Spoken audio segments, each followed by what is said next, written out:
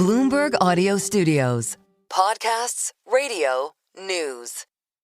Everyone's going to be happy, and we're going to be able to keep people in our country that are going to be very productive people. And in many cases, these companies are going to pay a lot of money for that.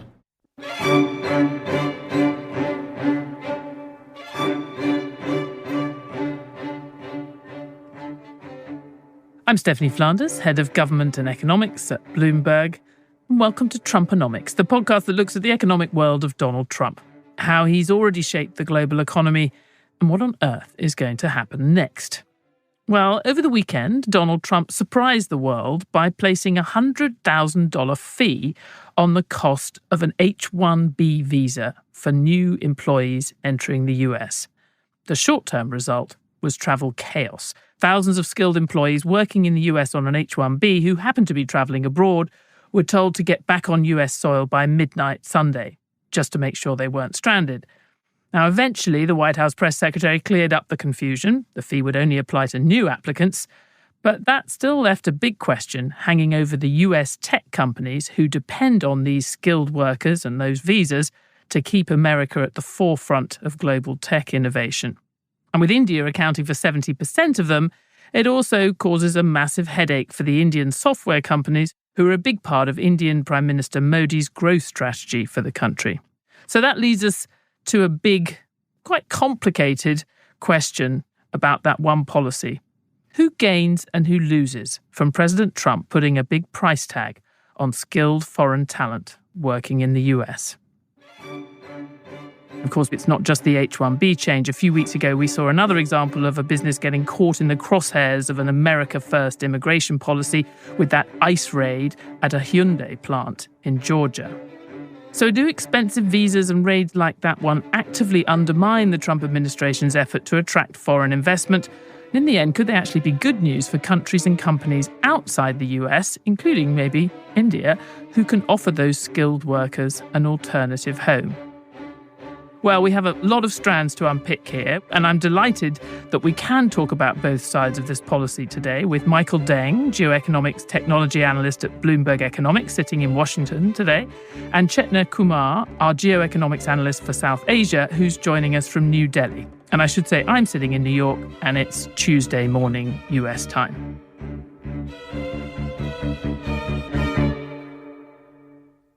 I think it's probably useful to start with some context on how important this visa has become for the US and indeed its relevance to India. So, Michael, just sort of talk us through the kind of companies that have relied on this visa and how important they are to America's tech industry. I think primarily most of the companies that have been using H-1Bs, I would say probably 2/3 are the software and IT sectors. So you have the IT contracting and service companies, Tata, Infosys, et cetera. But you also have big tech to a significant degree relying on these H-1Bs to bring in software talent from overseas. These companies are going to be the ones most directly hit by this H-1B fee change. For IT services specifically, the impact is going to be greater just because it hits their business model directly. Big tech, in terms of software, may be more capable of absorbing that hit.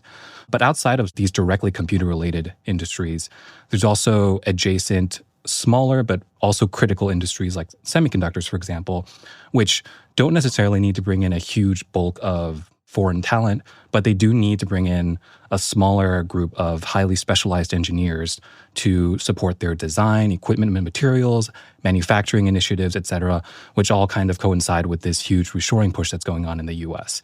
So across the board, you're seeing software and IT computer-related occupations being hit hard first, but then a lot of other more niche industries that need foreign talent to support their own growth into the future also being impacted. The broad response that the administration might have, and I've heard even in the last few days, is these are easy ways for US tech companies to bring in cheaper foreign workers rather than pay American skilled workers. And it's undercutting American skilled workers. And that's what they're trying to prevent with this by putting this $100,000 wedge in there. I do think that's true to some degree. We've started to see the market for especially junior entry-level computer science software developers get a little soft recently. The stat for recent graduates who are majoring in computer science, the unemployment rate is around 6%. It's one of the highest in the US currently. So I think specifically for that segment and this computer industry that this H-1B policy is targeting, it is true to an extent, and I think this could help that segment specifically. The fear is that this kind of blunt change also pulls in a lot of the other strategic industries that don't rely on this model of labor to support their workforce, in that they need the more highly specialized workforce that the H-1B is supposed to fulfill. And 100,000 is quite a big barrier in many cases. They do require specialized talent, but that fee may be too big of a barrier in terms of bringing in foreign talent, and you could inadvertently harm U.S. tech ambitions in the long run as well. I was struck that Reed Hastings, the co-founder of Netflix, and certainly no great supporter of Donald Trump, he's been a sort of prominent backer of the Democrats in recent years. He came out saying he thought this was a good idea, this $100,000 fee, for some of the reasons that you just suggested. But we can get into whether there might be exemptions and whether there's a way in which this could be more targeted in a second. But Chetna, I wanted to get to you because my impression from reading some of the coverage was that there was really a lot of concern around this over the weekend, and it's still raising questions about a big chunk of Indian industry. That's right, Stephanie. The $100,000 fee impacts primarily Indian tech workers and Indian tech companies in the US. As we know, 70% of the H-1B talent comes from India, but traditionally it was Indian tech companies like Tata, Cognizant, Infosys, which have been the greatest beneficiaries of the H-1B program. And their business model relies on being able to hire these Indian tech workers and bringing them to the US to service on-site contracts. So not being able to hire more of our workforce is going to dent their pricing, how they're able to offer services. And we've seen some of that impact show up in Indian stock prices and IT stock prices over the weekend and over this week, particularly because of that. I think the second concern is broader about US-India relations and what this means for the broader trajectory of the relationship. I think we can't ignore the context within which this is happening. Tariffs on India have been doubled to 50%. There have been some other moves by the US administration attacking India, including revoking exemption waivers for India's investments in the Iranian port of Chabahar and others, which make it seem like President Trump is tightening the squeeze on India quite a bit. There was a notion that perhaps India could withstand the 50% tariffs and hold firm because it wasn't really a goods manufacturing, goods exporting countries. But targeting services is really the engine of India's economy. So for scale, India exports about $200 billion worth of IT services every year, and about $100 billion of that goes to the US. So targeting H-1B workers is sort of seen as a strike on that entire industry. You know, when people think of Indian outsourcing, we think of, inevitably, we think of call centers. I know they've developed a lot since the early days of call centers, and there's lots of other services that these companies are providing. But this particular policy, if it's about people coming to the States, why are they affected? You're just talking about the people who are helping coordinate on the ground in the US? So there's about 300,000 Indian H-1B workers in the US currently, and that's about a tenth of the total Indian diaspora. That's a tenth of the diaspora in America?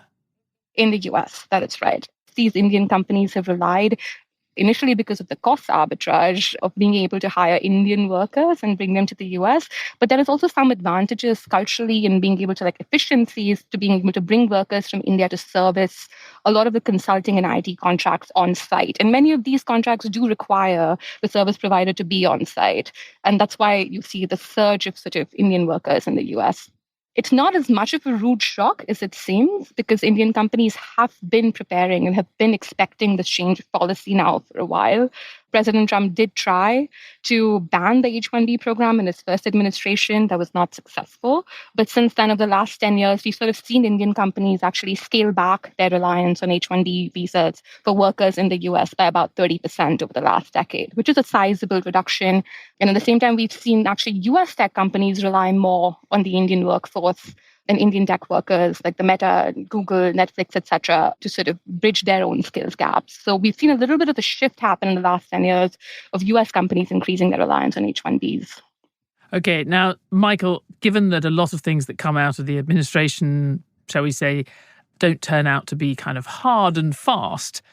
Is there a perception that there could be quite a lot of holes in this? Do you see that as being the first reaction of US companies to just see if they can get an exemption? We've certainly seen a lot of companies looking for exemptions in tariffs, for example.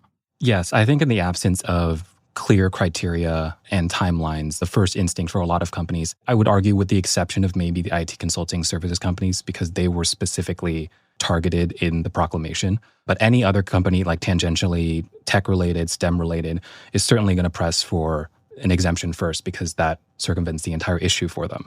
And I think in critical strategic industries like semiconductors, AI infrastructure, that's probably not going to be an issue for them.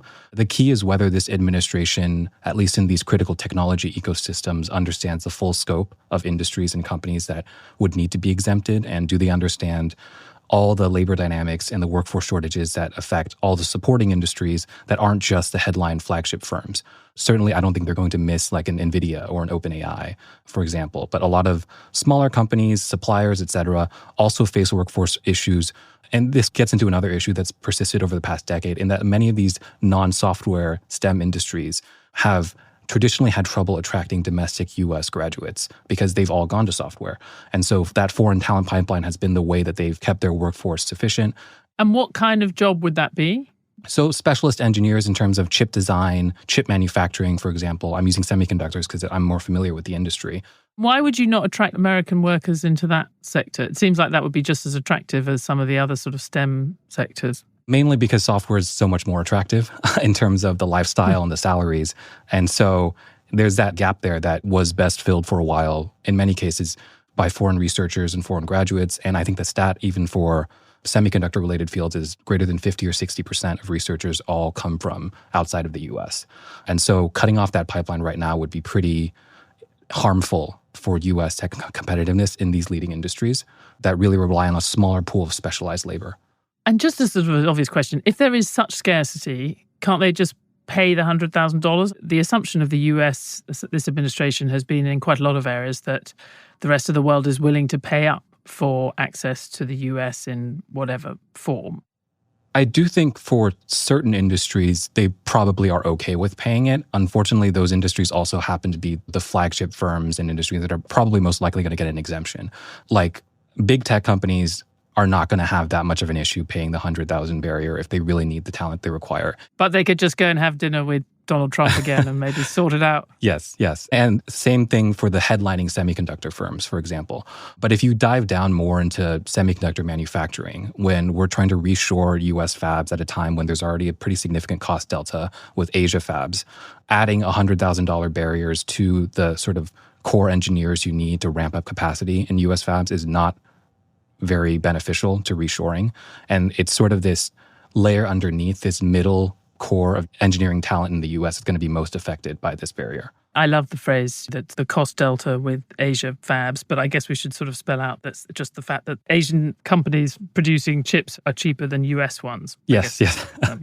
Yes. But we can stick with fabs. I mean, Chetna, just sort of teasing out the implications of what Michael was saying, it suggests that in these kind of high-tech areas where the US has kind of significant ambitions, it seems like either they'll pay the US companies to get this talent or they will get an exemption.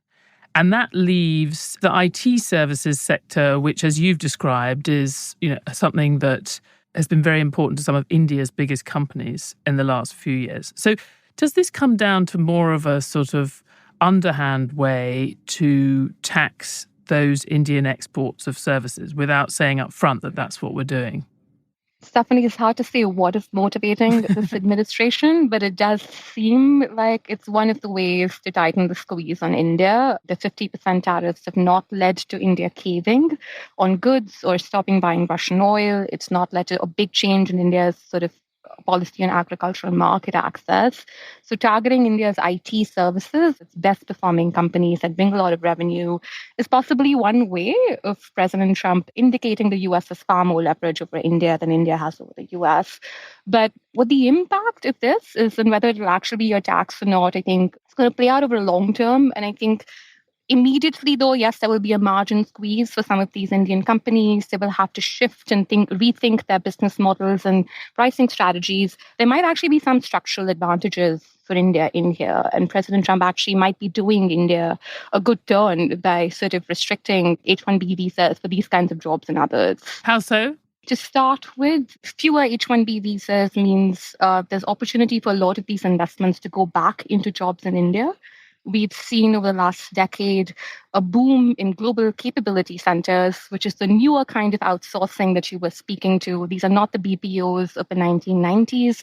They're more advanced captive centers that everybody from US banks like JP Morgan, and Goldman Sachs to US IT companies and chip design companies have built and use in India.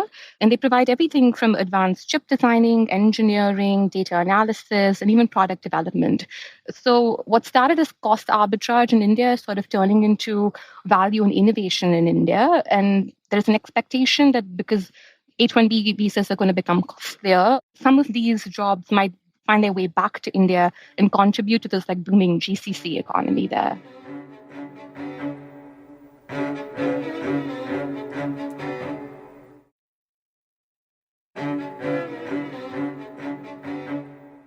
One observation that's been made about China over the years, and particularly in response to the first Trump term and the trade war with China then, was that the initial punishment also inspires a policy reaction within China, we've seen, where there's a sort of greater determination to reduce reliance on the US. And now, as we've come into the second Trump term, we've seen various ways in which China has kind of long prepared for this moment and has ways of mitigating the effects of the very high tariffs. You know, wouldn't we say the same thing about India? And that's somewhat embedded in what you just said. But is there not a slightly different Modi growth strategy that comes out of this that is actually less beholden to the US? Possibly. And I think we're already seeing some of the signals that the Prime Minister is sending about improving India's self-reliance, or people or the government is saying about wanting to support people who are losing H-1B jobs coming back to India. But I do want to say the case with India is a little bit different than China in the sense that India's technology capabilities and India's tech industry is so complementary and deeply linked with the US that trying to unravel this relationship actually hurts both for a considerable period of time. Yes, India is a big value exporter to the US, but it's also a big market for US firms. It's a big sort of place of operations for US companies. So I think unraveling this relationship is harder. And I think service is a little bit trickier than goods in terms of trying to replace and build talent pools and supply chains for quickly. Yes and no. I think there's going to be a different growth strategy. And yes, India's exports are somewhat diversified. Its services industry is a lot more maturity. Its talent is wanted in other parts of the world. And there might be some sort of urgency in other countries trying to tap up Indian talent. But I think in the long run, there's enough drivers and complementarities between these two industries and these two countries. Trying to break away may not be beneficial to either. Michael, I guess just pulling out on that very quickly, apart from that longer term point, I mean, will other countries just take advantage of this? I think to a small degree, yes. And like we've seen small signals of the UK, Germany, Canada, for example, where skilled worker immigration isn't quite as, let's say, arbitrary or difficult as the US, that there's some signs that small quantities may go there. But the US is really the core of this global tech talent migration. And whatever happens on the H-1B side moving forward, how they decide the exemptions, what industries they work with or what industries they don't, really will shape the flow of global talent. But I guess for those countries who worry about the brain drain of their most skilled talent, I heard Canadian Prime Minister Mark Carney talk about this earlier this week, that they have a large number of very highly trained people in advanced STEM courses in Canada, and a big chunk of them go to the US. It's going to be easier for these countries to hold on to their skilled talent. Yes, but I would say the reason for a lot of this brain drain is just the much higher compensation and benefits in the US in the first place.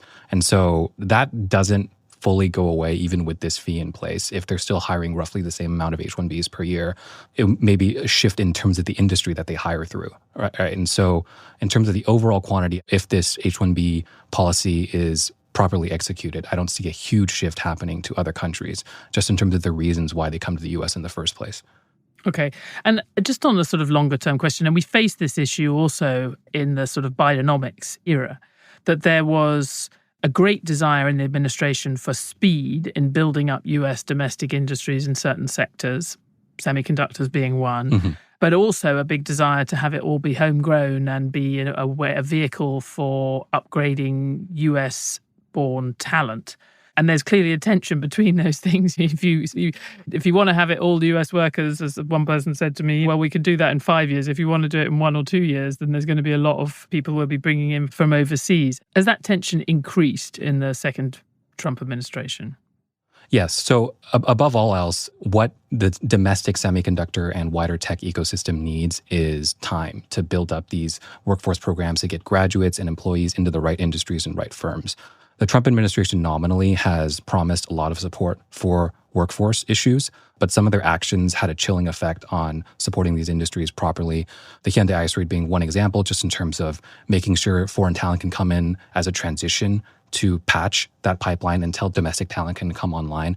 For the semiconductor space specifically, what happened with what's known as NatCast or the NSTC, which was responsible for administering roughly $7 to $8 billion in semiconductor research and development funding, was also not great for workforce development. There was a sizable portion of that was aimed at further building out domestic workforce initiatives.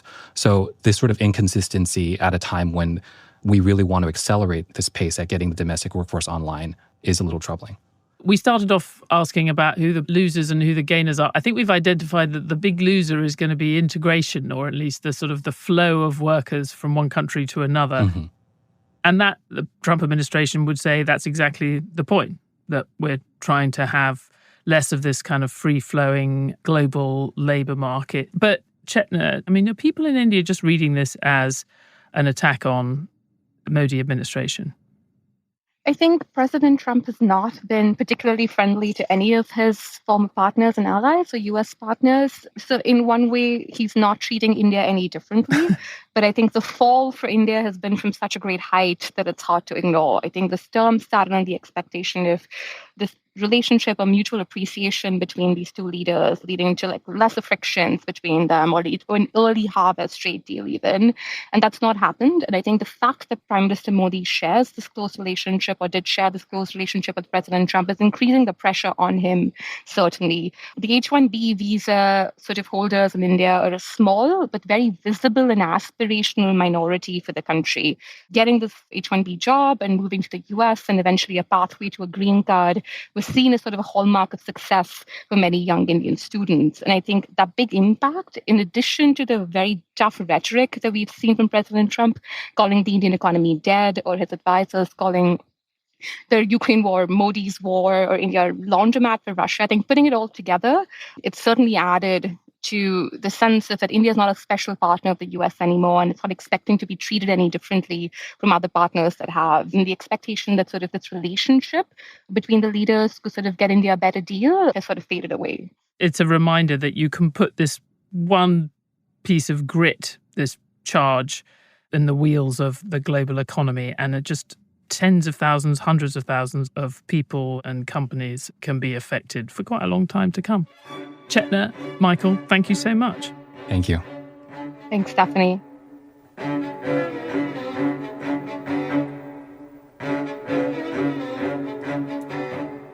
Thanks for listening to Trumponomics from Bloomberg. It was hosted by me, Stephanie Flanders. I was joined by Michael Deng and Chetna Kumar of Bloomberg Economics. Trumponomics was produced, as ever, by Sama Sadi, Moses Andam, and Aviel Brown, with help from Amy Keane. And special thanks this week to Rachel Lewis-Krisky. Sound design for the show is by Blake Maples and Kelly Gary, and Sage Bowman is Bloomberg's head of podcasts.